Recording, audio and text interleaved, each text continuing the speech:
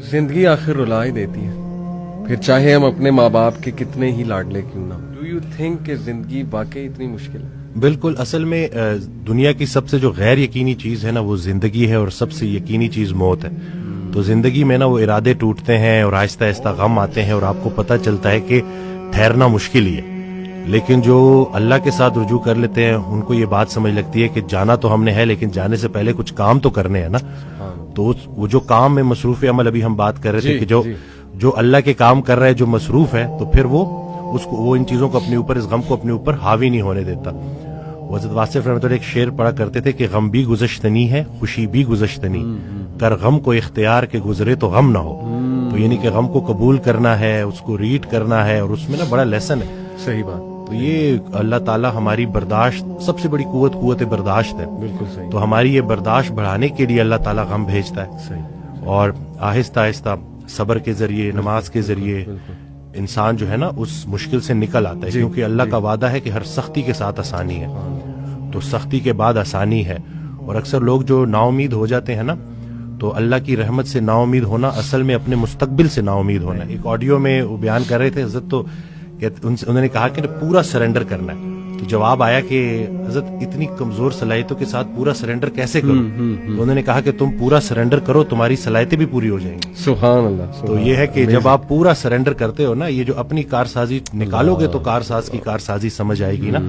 تو یہ جو اللہ ہے نا، یہ ہمارے ارادوں کو توڑتا ہے، اور نہیں آتی کوئی پریشانی اس وقت تک جب تک وہ بڑی پریشانی کو ٹالنے نہ آئی ہو۔ انسان جو ہے نا وہ جلد باز ہے، وہ کہتا ہے کہ بس میرے اللہ کو اپنے مطابق چلانا چاہتا ہے۔ صحیح بات۔ اور اللہ نے ہمارے لیے کتنی خیر رکھی ہوئی ہے، کتنی آسانی رکھی ہوئی ہے، ہمیں خوش کرنے کے لیے اللہ کے پاس کتنا کچھ ہے، لیکن ہم جلد بازی میں اور نا امیدی میں اس سے محروم ہو جاتے ہیں۔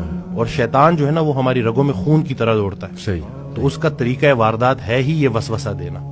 وسوسہ جو ہے نا وہ ایمان کی نفی ہے، اور یقین جو ہے نا وہ وسوسے کو نفی کرتا ہے۔ کیا بات۔ تو ہم نے یقین کو پختہ کرنا ہے، یقین نور ہے، شک اندھیرا ہے۔ تو اسی طرح سے یہ وسوسے کے اوپر سوال کیا گیا، تو حضرت کہتے ہیں کہ میرا اللہ پہ یقین بے گماں ہے جو علم بن گیا۔ تم بھی وہ یقین پیدا کر لو، تمہیں بھی علم مل جائے گا۔ اشفاق احمد صاحب کی بات سے آپ نے سٹارٹ کیا تھا، تو مجھے ایک واقعہ یاد آ گیا کہ ایک شخص ان کے پاس گیا اور کہا کہ اشفاق صاحب کوئی زندگی آسان کرنے کی ٹپ دے دیں۔ تو انہوں نے کہا میں تمہیں موت آسان کرنے کی ٹپ نہ دوں؟ تو کہتے ہیں چلے وہی دے دیں۔ کہتے ہیں اگر تم اپنی موت آسان کرنا چاہتے ہو تو جاؤ کسی کی زندگی آسان کر دو۔ اللہ۔ تو جو اللہ کا کام کرنے والے ہوتے ہیں وہ گلہ نہیں کرتے، وہ شکر کرتے ہیں اور لوگوں کے کام آتے ہیں۔ وہ سارے کام جو ہے نا وہ اللہ پہ نہیں ڈالنے، اللہ کے بہت سارے کام ہیں جو ہم نے کرنے ہیں۔ اور دوسرا یہ کہ خواہشات، یہ جو دنیاوی خواہشات ہیں، یہ جو فانی چیزوں کی محبت ہے، آپ کو جیتے جی فانی کر دیتی ہیں۔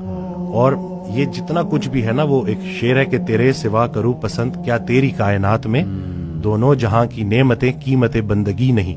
تو اللہ جو ہے نا اس کو ہم نے کسی چیز، کسی لالچ سے ہٹ کے صرف اللہ کیونکہ عبادت کے لائق ہے اور اللہ خالق ہے، اور ہم نے اپنے حالات کو نہیں دیکھنا، بس ہم نے ماننا ہے۔ امیر انسان اگر اللہ سے دور ہے تو امیری اس کے لیے آزمائش ہے، غریب انسان اگر اللہ سے دور ہے تو غریبی اس کے لیے آزمائش ہے۔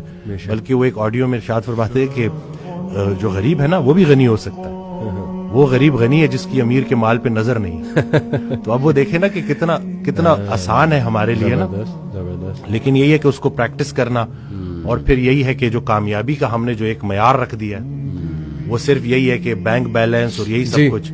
تو انسان بھی بیچارہ نا بڑے بڑے گھر بناتا ہے اور سوتا اسی ایک چھوٹی سی تنگ سی جگہ پہ ہے، بستر پہ، جتنی اس نے قبر میں سونا ہے۔ اور یہ ہے کہ وہ حضرت کہتے ہیں کہ جو چیزیں تم نے اپنے مرنے کے بعد ویسی چھوڑ جانی اس کو اپنی زندگی میں کیوں نہ چھوڑ دو۔ ایک اور جگہ کہتے ہیں کہ جن کو تم نے اپنے مرنے کا غم دے کے جانا ہے ان کو اپنی زندگی میں تھوڑی خوشیاں تو دے جاؤ۔